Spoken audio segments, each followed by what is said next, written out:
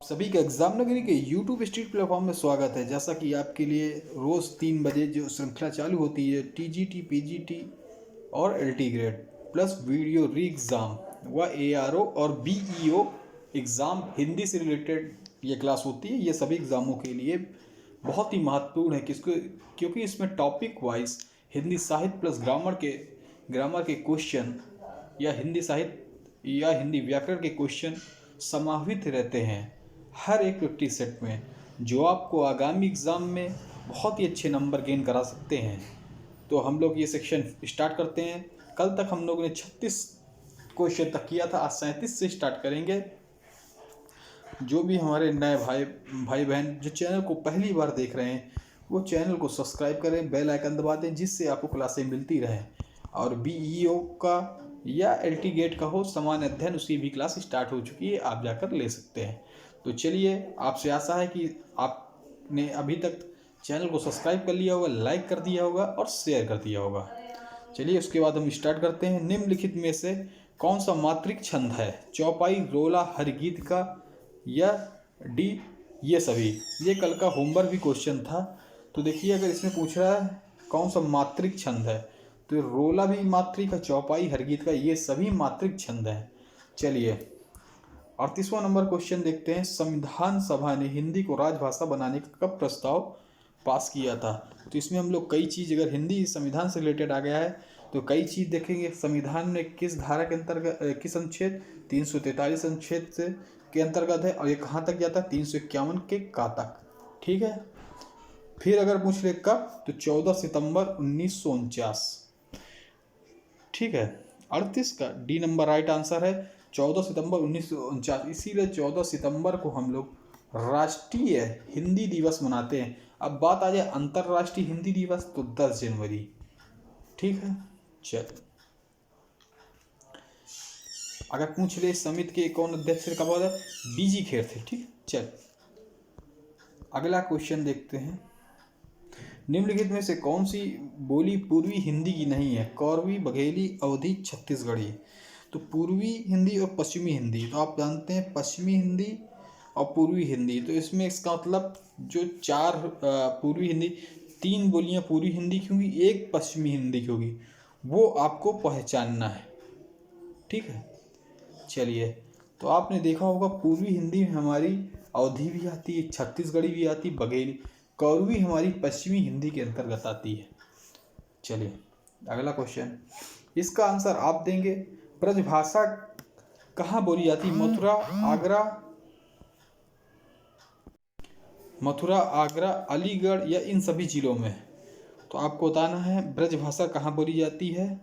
40 का आंसर आपको देना है। ABC कर आप दे सकते हैं। आपके पास, सभी के पास 1 सेकंड का टाइम है। आप जाकर कमेंट बॉक्स में कमेंट कर दीजिए और चैनल अभी तक न सब्सक्राइब किए सब्सक्राइब कर लीजिए और चैनल को शेयर कर दीजिए, लाइक कर दीजिए। तो चलिए 40 नंबर का आंसर आप लोग सभी लोग दें। तो देखिए, ब्रजभाषा हमारा मथुरा क्षेत्र की तो भाषा है, वो उसी क्षेत्र में आगरा भी जुड़ा हुआ है, अलीगढ़ भी जुड़ा हुआ है। इन सभी जगह ब्रजभाषा बोली जाती है। ठीक है। चलिए अब ये आपको समझ में नहीं आएगा। निम्नलिखित से ये चित्र किस कवि का है? तो ये चित्र आपको समझ में नहीं आएगा। ठीक है। भारतीय, इनको देख सकते हैं, काला काला आ गया है। ठीक है। भारतेंद्र हरिश्चंद्र, सुमित्रा पंत, निराला या हरिवंश राय बच्चन। 41 नंबर का। ठीक है। अगर आप देखना चाहें तो चित्र को देख सकते हैं। चलिए, अच्छा आप दिखा देते हैं आपको लाइट मोड में। ठीक है। ये चित्र है, पहचानिए। ये चित्र किस कवि का है? चलिए बताइए। आपको ऑप्शन मैंने दे दिए हैं। चलिए, ऑप्शन हमने आपको दे दिए। भारतेंद्र हरिश्चंद्र, सुमित्रा नंदन पंत, निराला या हरिवंश राय बच्चन। 41 का तो आपने देख लिया होगा। ठीक है। ये सुमित्रा नंदन पंत जी का चित्र है। बी राइट आंसर है। निम्नलिखित में से तत्सम शब्द कौन है? तो तत्सम शब्द मैंने आपको बताया है, संस्कृत भाषा के वे शब्द जो हिंदी में प्रायः ज्यों के त्यों लिखे जाते हैं उन्हें तत्सम कहते हैं। डंडा, अंधेरा, चैत, औषधि। तो आपने देखा होगा तत्सम शब्द हमको छाटना है, ठीक है, 42 का। तो अगर आपको आता है कमेंट बॉक्स में कमेंट कर दिए तत्सम शब्द कौन है। औषधि हमारा तत्सम शब्द है, डंडा, अंधेरा, चैत, ये सब देशज में, ठीक है। निम्नलिखित में से कौन सा कथन असत्य है?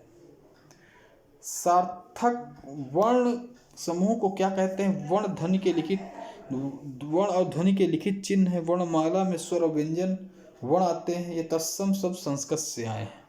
तो तत्सम शब्द संस्कृत से आए हैं, ये तो राइट है। ये तो हमने अभी बताया है, ये तो सही है। असत्य छाटना है तो संस्कृत, पहले हम लोग सत्य देख लेते हैं कौन सही कह रहा है। ये डी नंबर तो बिल्कुल सही है, ठीक है। तब तक आप सभी हमारे कमेंट बॉक्स में कमेंट कर सकते हैं जाकर, ठीक है।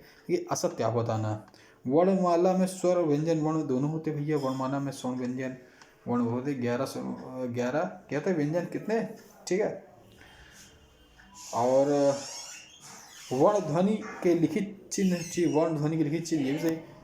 सार्थक वर्ण समूह को वाक्य नहीं कहते, सार्थक वर्ण समूह को वर्णमाला कहते हैं, ठीक। ये आपका गलत है, यही असत्य कथन, यही हमारा राइट आंसर, ए नंबर। चलिए, निम्नलिखित में से कौन रूढ़ शब्द नहीं है? देखिए रूढ़ शब्द यौगिक रूढ़, तो वो सब द्वंद्व समास के अंतर्गत आते हैं, जैसे जलज वगैरह तो योग रूढ़ है, योग रूढ़ है, योग रूढ़ वगैरह द्वंद्व, जैसे जलज वगैरह हो गए, ठीक है। तो इसमें नाक, लाल, पेट, इसमें आपको बताना है